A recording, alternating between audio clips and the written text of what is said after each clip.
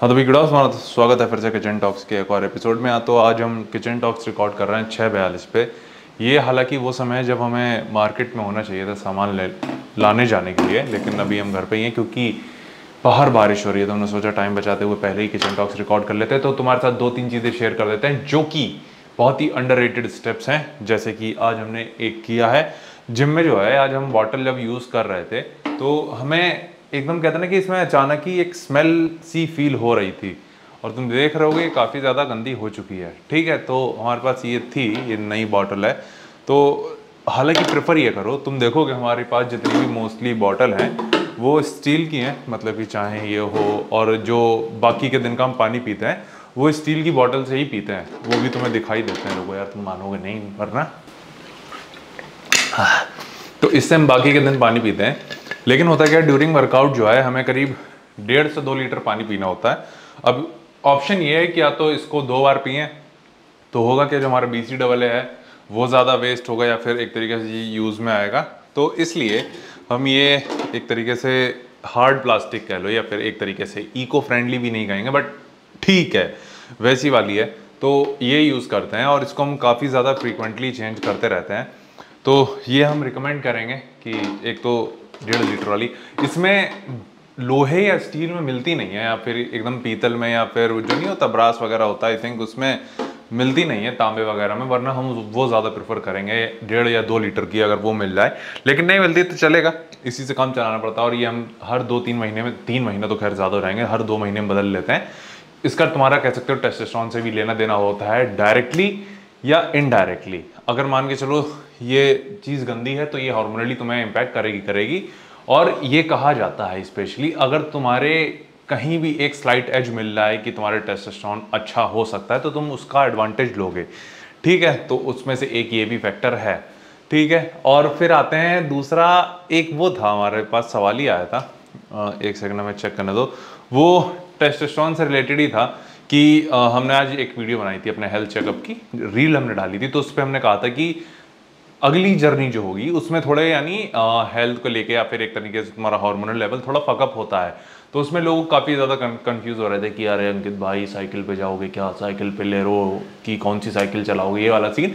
लेकिन हमने, अब पता नहीं भाई हमें कैसे कम्युनिकेट करते हैं ऐसे टाइम पे, क्योंकि रील में हम हमेशा कहते हैं कि आउट ऑफ कॉन्टेक्स्ट चीज़ें ली आती हैं, तो इसलिए हम इस पे ज़्यादा एक तरीके से कवर कर लेते हैं।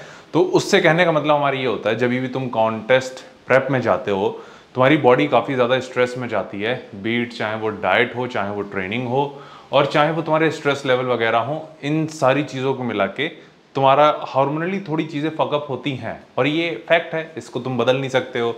और लेकिन वो स्पोर्ट की डिमांड है कि तुम्हें उतने एक्सट्रीम स्टेप्स करने होते हैं। तो ये सारी चीज़ें हैं, तो उस चीज़ को कंसिडर करते हुए कि क्या कहते हैं, तुम प्रेप में जब जाते हो, चाहे वो नेचुरली हो चाहे तुम इनहेंस भी हो, और भाई वो लोगों को और ज़्यादा एक तरीके से करना होता है, उनका तो और ज़्यादा चीज़ें फकअप होती हैं, क्योंकि एनाबॉलिक्स तुम जानते हो सीन। हम लोग तो फिर भी काफ़ी ज़्यादा एक तरीके से जो नेचुरली करते हैं वो काफ़ी ज़्यादा चीज़ें कंट्रोल में कर सकते हैं। लेकिन जो इनहेंस होते हैं उनकी चीज़ें तो बहुत ज़्यादा एक तरीके से फकअप होती हैं। तभी तुम देखते होगे कि उसमें इतनी ज़्यादा चीज़ें इम्पैक्ट होती हैं कि एक्ने हो, बाल झड़ने वाला सीन हो, और भाई कई चीज़ें तो ऐसी हैं जो हमने सुनी है और वो हम तुम्हें बता नहीं सकते हैं। कई चीज़ें ऐसी होती हैं भयावर वाली सीन, तो वो चीज़ भी है। लेकिन हमें लगता है कि वो नॉर्मल चीज़ है भाई, वो उससे थोड़ा सा यूज टू हो जाओगे। मैं पिछली बार थे तो स्पेशली जब एनर्जी लेवल सबसे ज़्यादा फकअप होता है, डाइजेशन सबसे ज़्यादा फकअप होता है उस टाइम पे, तो अगर तुम उसको सॉर्ट आउट कर लो देन चीज़ें थोड़ी, ये जर्नी आसान हो जाती है वो भी। तो उसको हम इस बार कोशिश करेंगे, मेरे ख्याल से लास्ट टाइम से ईजी होगी। तो और जिस तरीके से तुम यूज टू होते जाते हो उस जर्नी से, तो चीज़ें और आसान होती जाती हैं। तो यही एक चीज़ है, तो हमें ये चीज़ तुम्हें कन्वे करनी थी कि क्या सीन है एक्चुअल में उसका। तो यही थी हमारी आज की किचन टॉक्स। बाकी आज तुम वर्कआउट देखोगे वो है पुश डे, तो और बढ़िया पुश डे है, तो वो उम्मीद है कि तुम्हें देखने में मज़ा आएगा और वो देख के बताने कैसा रहेगा। लेकिन सुबह आज जब हम जा रहे थे तब भी बारिश हुई थी, उसी दिन की तरह हुई थी जैसे बाढ़ आई थी उस दिन, वैसा वाला सीन। लेकिन आज थोड़ी देर के लिए ही हुई थी, जब गए थे उसके बाद तो बंद हो गई थी। हमारे जाते जाते ऑलमोस्ट पहुंचने के 5-6 मिनट बाद ही बंद हो गई थी। लेकिन अभी हो रही है, और अभी काफ़ी तेज़ी से हो रही है। और लेकिन हमें जहाँ जाना है वहाँ हमने कॉल करी है कि वहाँ हो रही है कि नहीं हो रही, तो वो कह रहे हैं नहीं यहाँ नहीं हो रही है। तो ये भी एक सीन है। तो हम बस इंतज़ार कर रहे हैं कि बस 15 मिनट के लिए भी अगर ये बंद हो जाती है तो हमारा काम हो जाएगा। तो ये चीज़ थी। तो तुम देखोगे वर्कआउट की क्लिप, वो देख के बताना कैसी लगी। अच्छा भाई, मैं नहीं पता तुम्हें आवाज़ आ रही होगी कि नहीं आ रही होगी। तो तुम्हारा स्वागत है फिर से सुबह की चर्चा में। और आज फिर से उसी दिन की तरह साली बारिश हो रही है, मतलब बहुत तेज़। लेकिन हम निकल आए, कोई दिक्कत नहीं है, जिम पहुंच गए हैं। तो सोचा तुम्हें बता दें, अपना ख्याल रखना। ओके भाई, तो तुम्हारा स्वागत है फिर से एक और पुश डे में। अगेन आज प्रेसेस से ही स्टार्ट करना है, लेकिन आज मशीन प्रेसेस नहीं करनी, मशीन कर रहे हैं लेकिन स्मिथ मशीन प्रेसेस से स्टार्ट करेंगे। और नॉर्मली जो शोल्डर मशीन प्रेसेस मशीन होती है उससे स्टार्ट करते हैं, आज स्मिथ मशीन से स्टार्ट करना है। एंड देन उसके बाद फ्लैट बेंच डंबल प्रेसेस, और उसके बाद अगेन एक साइड रेजेस रहेगा चेस्ट, उसमें शोल्डर में। चेस्ट में आज डिक्लाइन की जगह केबल फ्लाइज मशीन लगाएंगे, क्योंकि ये चीज़, हाँ एक चीज़ हमने नोटिस की थी कि हमारे दोनों जो पहले पुश डे होता है उसमें दोनों कंपाउंड मूवमेंट्स रहते हैं। एक हमें आइसोलेशन में भी रखना है, तो एक फ्लाइज ज़रूर रखेंगे। तो एक प्रेसेस जो जाएगा वो होगा फ्लैट बेंच डबल प्रेसेस, और एक डिक्लाइन फ्लाइज मशीन रखेंगे। अगले पुश डे में कुछ और स्विच करेंगे, उसमें डिक्लाइन फ्लाइज रहता है, उसको रिप्लेस करेंगे शायद फ्लैट सीटेड मशीन फ्लाइज से। तो वो शायद अगले पुश डे में तुम देखोगे।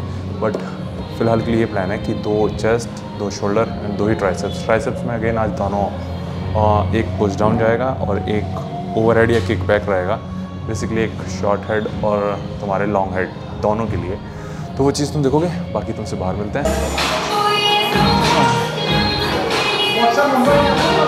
तो भाई उम्मीद है तुम्हें दिख रहा होगा। तो सीन ऐसा है, प्लान तो था हमारा स्मिथ मशीन प्रेसेस करने का शोल्डर के लिए, लेकिन वो मशीन खाली नहीं है अभी। तो बैक टू सेम शिट जो कि है मशीन प्रेसेस।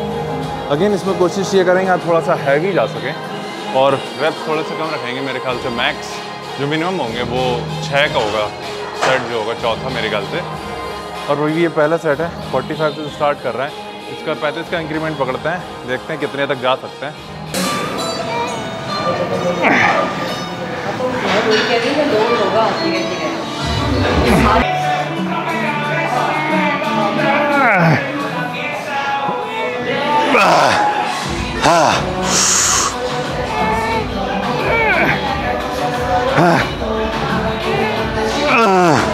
ये एक तरीके से मेरे ख्याल से आखिरी सेट ही होगा।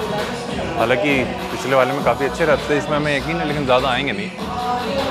उम्मीद तो हमें मेरे ख्याल से 8 से 10 के बीच की, पता नहीं उतने आते भी कि नहीं आते हैं, वो चीज़ चेक करते हैं।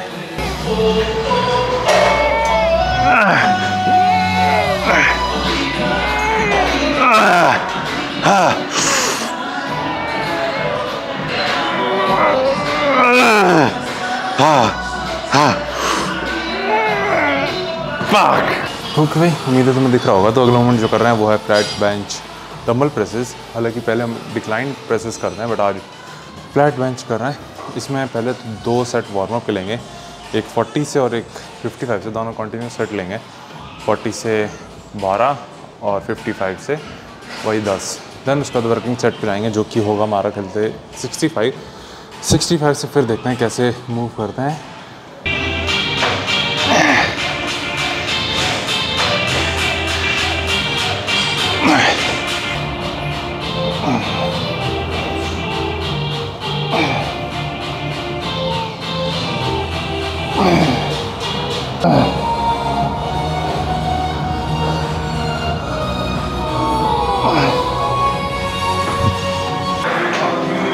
तो सीन ऐसा है कि अगला 90 से करेंगे।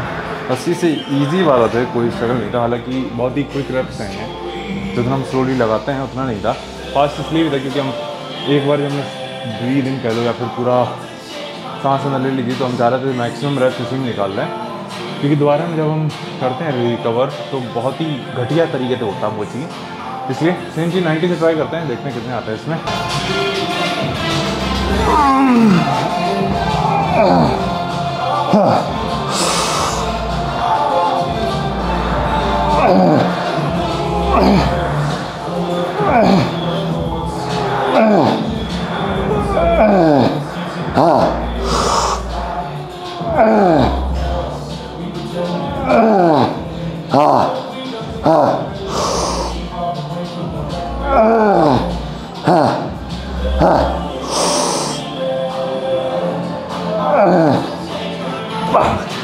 बहुत टाइम बाद 90 से 10 आए हैं और क्विक रेस्ट से मतलब कि डेप्थ ठीक थी बट होल्ड नहीं कर रहे थे नीचे हम सीधे।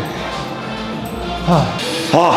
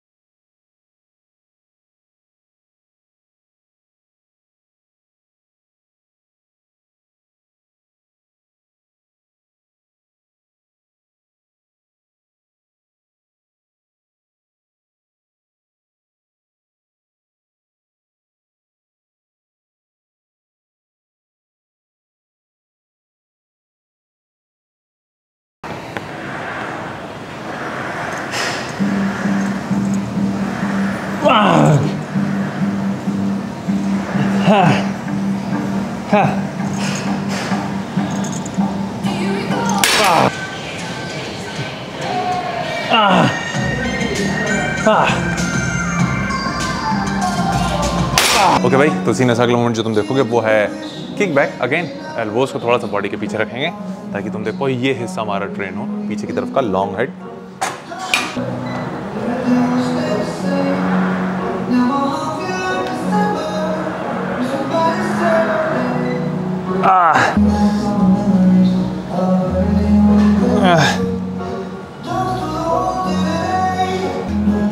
Eight, 9, 10, 11। ओके भाई, तो सीन ऐसा अगला मूवमेंट एक तरीके से चेस्ट का आखिरी मूवमेंट जो करने वाले हैं वो है केबल मशीन फ्लाइज। अगेन इसमें थोड़ा सा डिसेंट वेट से स्टार्ट करेंगे क्योंकि लाइट से स्टार्ट करने का कोई मतलब नहीं है। 10 से स्टार्ट कर रहे हैं और रेपुटेशन वही रखना है हमें 15 के आसपास।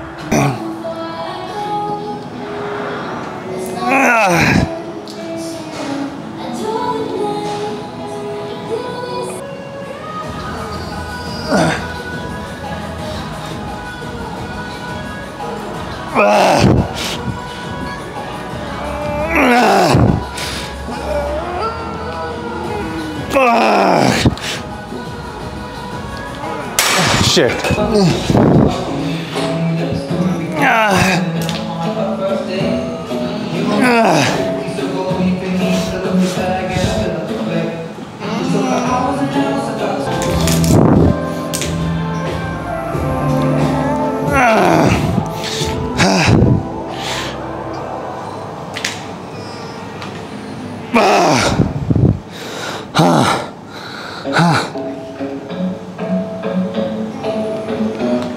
वही सीन ऐसा वर्कआउट नहीं देखा, आज एंडिंग पार्टी ही रिकॉर्ड कर लेते हैं। तो सीन ऐसा है अभी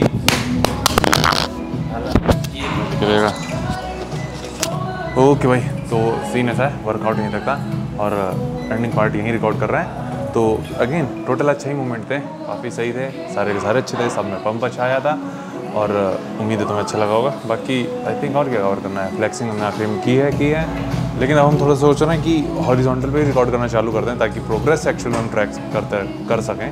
तो उसके लिए बस हमें कोई एक अच्छा स्पॉट देखना है पूरे जिम में जहाँ पे थोड़ी सी स्पेस हो और अच्छी लाइटिंग आती हो और उसमें हम डेली एक तरीके से पोजिंग की वीडियो रिकॉर्ड कर पाएँ।